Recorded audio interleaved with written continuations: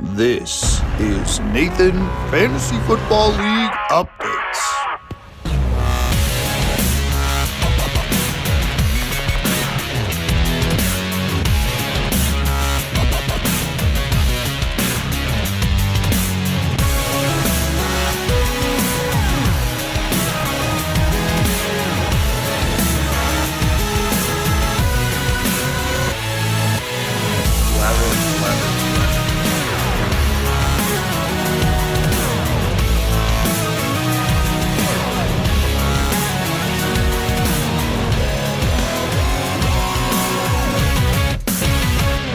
Nathan, Fantasy Football League Updates. Welcome back. Hope you enjoyed our last video, which, of course, was the beginning of the 2026 season with this year's draft. Year 6 in the league, and there is a lot of change across the board rosters-wise.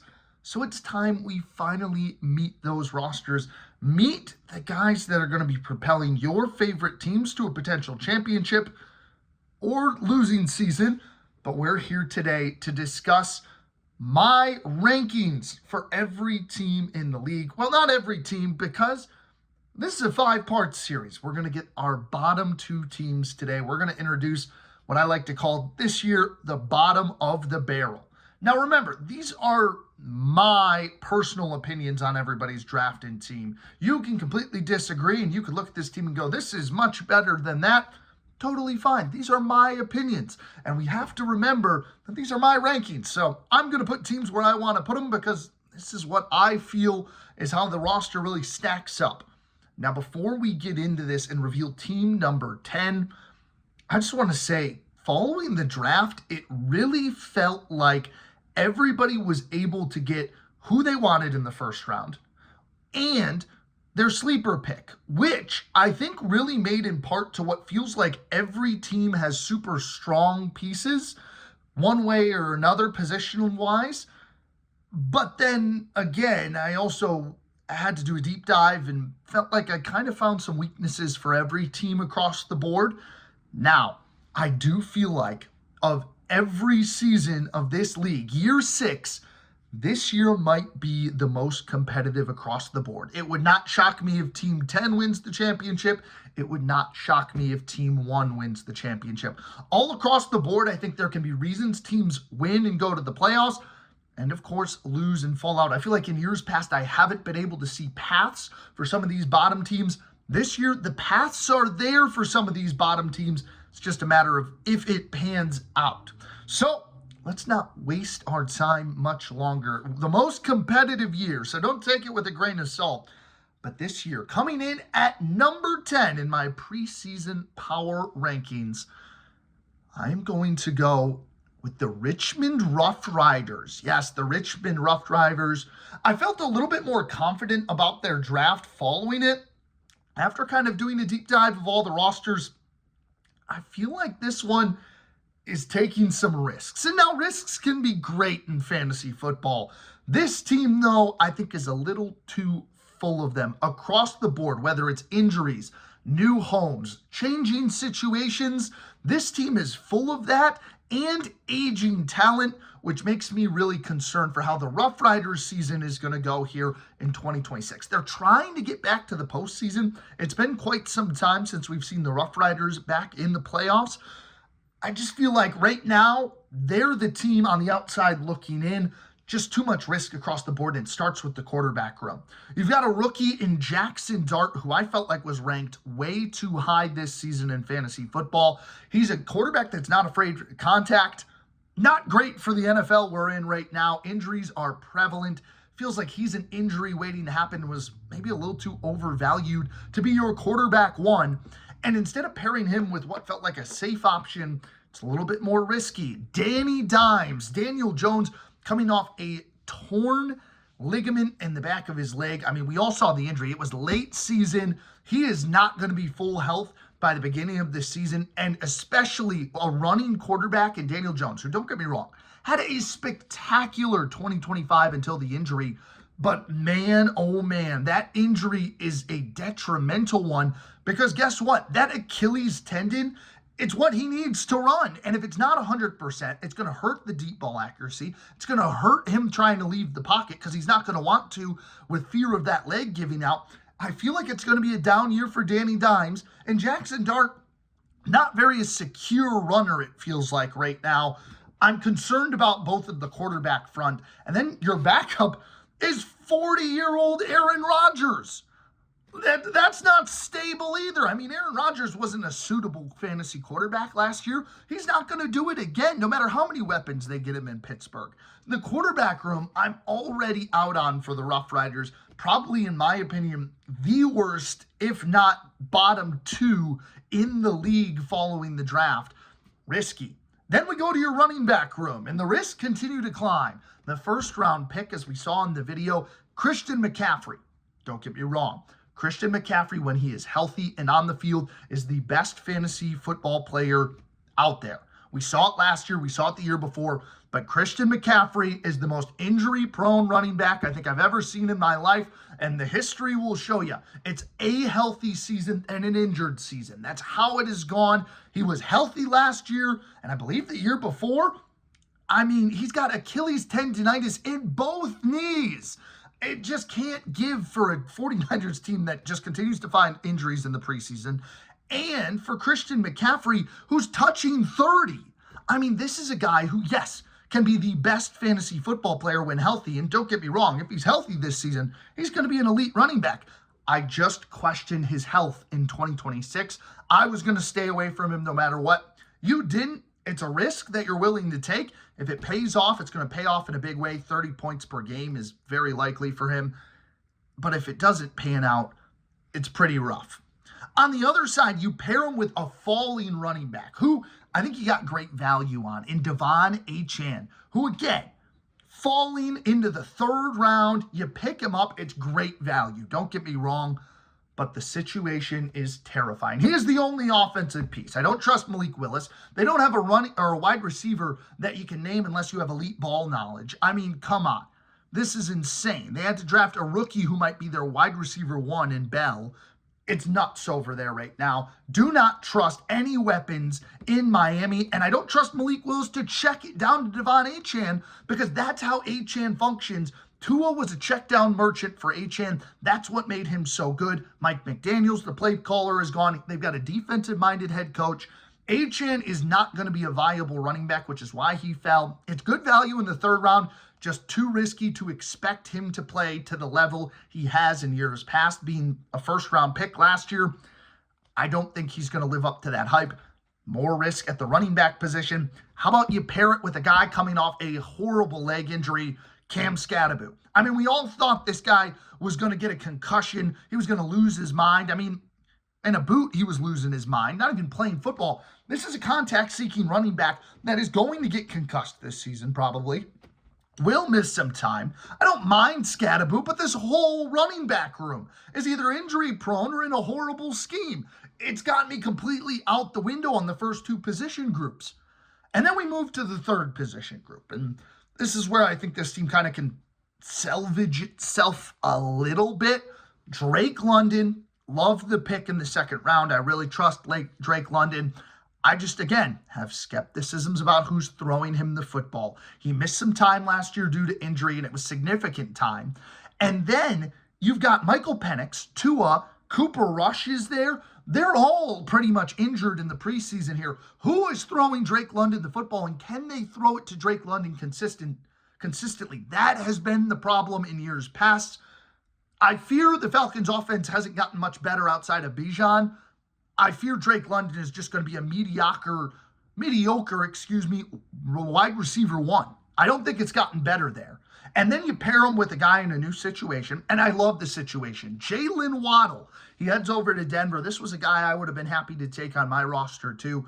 I like the fit in Denver. Bo Nix is going to get this guy the football. He's the only offensive piece that I feel like I don't have to question. But again, new change of scenery. So if you would tell me that Jalen Waddle struggled, I wouldn't be utterly surprised either. Then we move on to the tight end position. It's Tyler Warren, who is probably the most steady piece across the board. You get to pair him with Daniel Jones, who hopefully will check down to his tight end a lot. Tyler Warren is the best offensive option outside of Jonathan Taylor on the Colts roster. He's going to be the number one receiving target this year for the Colts. I love this pick. He is going to be a top 5 tight end this year in fantasy football. So Tyler Warren by far is your best offensive piece in my opinion, unless CMC can stay healthy. Love the Tyler Warren pick, but again, the rest of the team feels like a gamble. You add the Lions defense. I don't know how great they're going to be. Jake Bates, probably going to be good. AJ Cole's going to punt a lot for the Raiders. And then we look at this bench. And again, it's not providing me any more confidence in this roster. Alec Pierce, who right now is battling injury, hasn't even practiced yet. He would be an elite receiver for the Colts this year, wide receiver 1. He's hurt. Is he going to be back in time? Michael Pittman, I don't mind it because Aaron Rodgers will get a good route runner and Michael Pittman Jr. the football. He's going to be an excellent route runner, get a lot of targets. I like Michael Pittman. You add Debo, who, man, with the way the 49ers are playing, if they continue to be injured, Debo isn't a bad pickup if he can stay healthy. But again, he's 30 plus at this point. Do they continue to use him in that Kyle Shanahan style offense like they're used to? Kenny Gainwell, I'm not sold on him and Bucky Irving are going to split carries. Now, Bucky gets hurt. Kenneth Gainwell is going to be awesome. So I guess that's a decent stash. Dalton Kincaid, Buffalo tight ends have never been elite. And Isaac Tesla, I don't think he's going to have a breakout year by any means. So the Rocky River Rough Riders are coming in at 10. Too much injury, too much uncertainty, and just feels like a team that is fully built, all in on these gamble type of players that people were maybe a little too afraid to take. So because of that, the floor is pretty extreme. 1-13 could very well be the floor for the Richmond Rough Riders. On the other side, though, if these gambles pay off, this could be a 10-4 roster. Top of the league, potentially. Could be really good. Both ends of this kind of gambling floor and ceiling game. In reality, though, I think it's too much gamble to handle. I don't love how all of these guys are trending. A lot of the uncertainty is because of injury. Not a good sign for me. So because of that, the Richmond Rough Riders are going to be my 10 team. I have them finishing 4-10 this season. Only thing they're going to be fighting for is the Commissioner's Cup, which is currently in the possession of the Providence Plague. So we'll see if the Rough Riders can claim the Commissioner's Cup and maybe prove me wrong. This is a team built on gambling and upside. We'll see how it pans out, but there is number 10, the Richmond Rough Riders. We slide on over to our number 9 team in this year's 2026 Fantasy Football League preseason rankings. We just talked about the Richmond Rough Riders. It is now time to talk about my number 9 team. And now this is totally going to get some heat. And it's not because I think I'm wrong in this sense. It's just I know the way this goes. My number 9 team is, welcome back to the bottom of the barrel, the California Poppies. They have won a championship, and now I'm ranking them as my preseason number 9 team. They had 2 first-round picks, but we're going to jump into what I really think of this roster. I know, the heat is going to be, I never rank this manager high. I just can't agree with some of his draft strategies, and I don't think I can be blamed. 6 seasons, he's made the playoffs once. It was the California Poppies year in year 2. They won it all. He hasn't been back to the playoffs, which means his draft strategy hasn't been working. He continuously trades his picks, and I'm sure as long as the league goes on, he will be. I just don't love how the entire draft panned out, and I don't think this is a depthy team, which is going to play into this ranking. I think they're going to be 9. I think we're going to see the end of the California Poppies run as a dynasty legacy, being undefeated in the postseason. I don't think they're going to get back, and here's why. We get into the quarterback room right away, and Josh Allen, he went 105, jumps off the page at you. Best fantasy quarterback by a mile. I don't necessarily disagree with you picking Josh Allen at the 105. He will win you fantasy games. He is an elite quarterback. You never really have to worry about him. So I have no hate towards Josh Allen. You pair up with Kyler Murray, who, I don't hate Kyler. Every year that he plays a full season, he's been a top 10 fantasy quarterback. That rushing upside's still there. Listen, he is in an O'Connell offense that, again, it's Kyle Shanahan style. Justin Jefferson's your best friend over there. I think Kyler Murray's going to be awesome. He was just named the starter in preseason. I think if he can keep the job away from J.J. McCarthy, that's the only question mark I have. If J.J. takes over the job, all of a sudden this Kyler pick is out the window. But we've seen what O'Connell could do with Darnold. I think he's going to do the same with Kyler Murray. I like this pick. The QB room, I'm very okay with. Now, the backups, I'm not okay with at all. The starters, hopefully you never have to play these guys, but Malik Willis was your sleeper. Sure, he can run the football. He was improved in Green Bay when he had to start, but he can't throw the football. Who's he going to throw it to? He's not going to be a check down merchant like Tua was and give it to Achane. And his wide receiving core is built of a bunch of bums, if we're being honest. I mean, week to week, you're not going to know who to trust, so you shouldn't trust that receiving core. And I don't trust the Willis-led offense of the Dolphins. They're going to be horrible. I don't like this pick at all. The rushing upside is great. I don't think he's going to rush enough to be productive. The last fantasy quarterback that was on a horrible team that was productive was Justin Fields. And I don't see Malik Willis being the next Justin Fields, so I'm out on that. And then you grab Fernando Mendoza. Yes, he will start this season. He's the 101. He will take the job eventually from Kirk Cousins, who I anticipate is the starter this year, game 1 for the Raiders. But it feels like a weird stash. 4 quarterbacks. I don't see Mendoza being great when he starts. I can see him being fine like Cam Ward was. Not really serviceable, though. The backups, a lot of issues with. The starters, I feel great about for the Poppies. So I'm not worried about the QB position. Now, here is where I have some slight issues.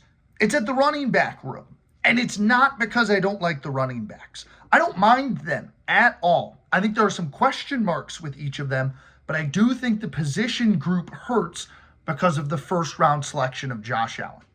Now, Quinshon Judkins is the featured back in this roster.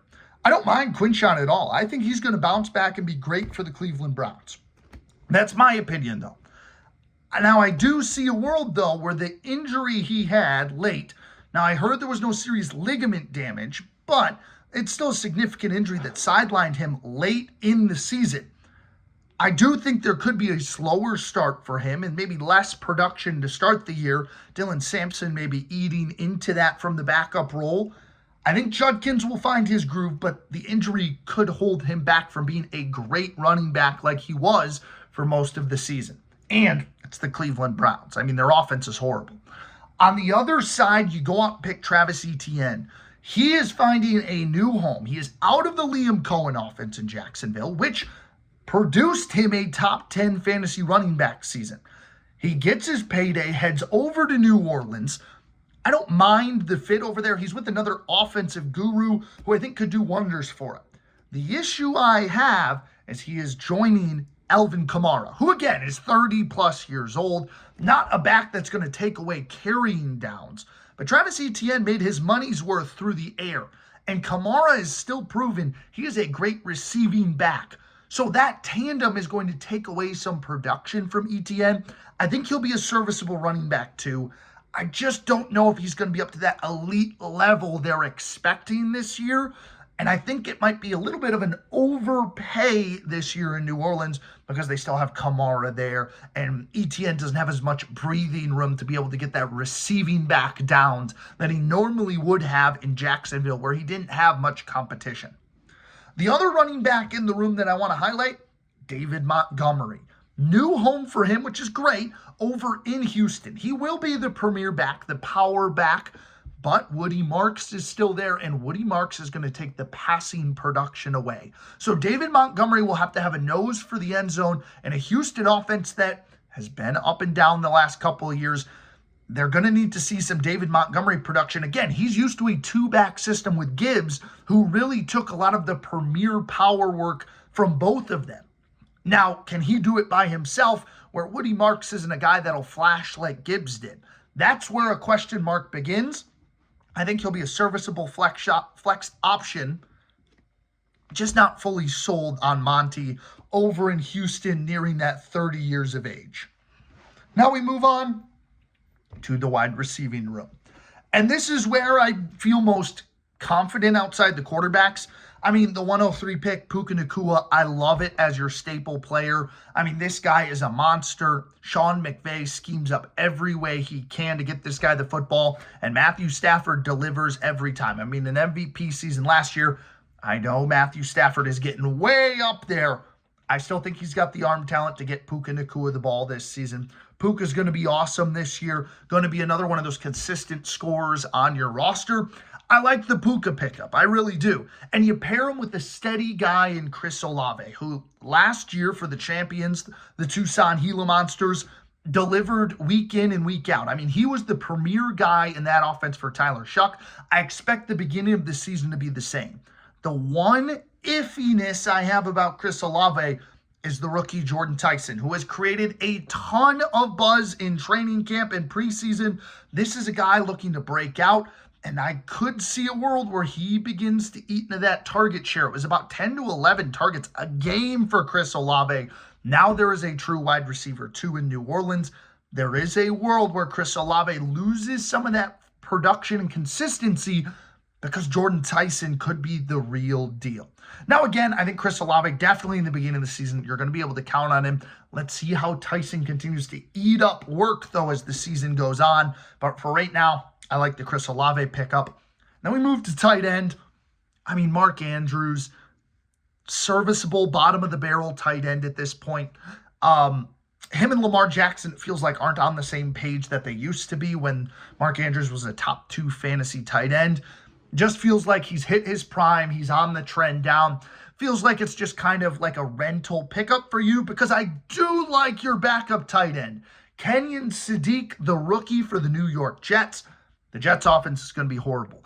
But this is a mismatch at the tight end position for any linebacker in the NFL. He's quick. He's big. He's going to be tough to stop. I think Kenyon Sadiq is an excellent pickup. And I think Mark Andrews being more of a rental could serve well, being there for a couple of weeks, being fine. And then Kenyon Sadiq finds his breakout. And all of a sudden, he is a top 10 fantasy tight end. I think that's very feasible. I like the tight end kind of process, maybe, if that's what we're thinking for the California Poppies. As for the defense and special teams, Patriots defense, probably going to be really good under Mike Vrabel. Brandon Aubrey, the best kicker in fantasy football, will continue to do his thing. Then the Arizona punter, Blake Gillikin. Let's be honest, the Cardinals are going to punt a ridiculous amount. This is a good pickup. Now the bench unit. I hinted at it earlier. The bench unit is abysmal. DK Metcalf, I don't mind. But Malik Willis, Fernando Mendoza, don't love. TJ Hawkinson is a tight end 3. I don't even know why we have 3 tight ends. Denzel Boston is an upside rookie for Browns offense that's going to be horrible. I don't think he's going to be fantasy relevant this year. I think it's going to be Casey Concepcion. And then Ramondre Stevenson is the 4th string running back and the only running back on your bench. He'll probably start the season as a starter, but I very well see Travion Henderson completely taking touches away. And before long, Stevenson's going to be phased out completely of that offense like we saw at times last year for New England. So in conclusion, I think the California Poppies, the first round I don't mind. Josh Allen and Puka Nacua, not a bad tandem. But I think what really hurt this team and why they're so low on my rankings this year is I think the first round could have been better. Instead of taking Josh Allen and just saying, hey, we'll figure out the quarterback position down the board, I would have much rather saw the Poppies this year go running back or double wide receiver, get like a Jackson Smith and Jigba and Puka or a CMC and Puka. We saw how that worked for the Empire last year. With the gap he had not picking till the 4th round, you miss out on 2 really good players in the 2nd and 3rd round. I don't love the high value for quarterback in a team that really needs good depth. They failed to accomplish that, and that's why I've got them ranked at 9 this season. So, when we look at my predictions, the floor, it's going to be 3-11. I think this is definitely a bottom-of-the-barrel looking roster right now, and I could very well see a world where they finish last in the league at 3-11. On the other side, I do think if things pan out with that running back room, and maybe Chris Olave stays relevant, maybe you find a good waiver wire pickup. Kenyon Sadiq becomes an incredible tight end. 9-5 season. I think it could be a playoff-bound year for the California Poppies. Just the second time they get into the playoffs, and, well, they're undefeated in the playoffs, so maybe they just need to find a way to get back. Overall, though, at my number 9 team, it's going to be a competitive year across the board, but I do think the Poppies, for the second year in a row, will finish at 5-9, and that legacy that the Poppies held is going to be tarnished just a little bit. So there you go, the number 10 and number 9 teams, the Richmond Rough Riders and the California Poppies, the bottom of the barrel. Next time out, we're going to uncover our number 8 and number 7 teams. So the last 2 teams, I think, are going to miss the playoffs this year. You don't want to miss that one. There are going to be some hot takes coming your way. So we can't wait to talk to you again for the next video. Till then, let us know. Do you agree? Do you disagree with my Rough Riders and Poppies takes? We look forward to seeing them. Until then, keep on moving in the fantasy football world, and we'll talk to you soon here on the Nathan Sports Talks channel.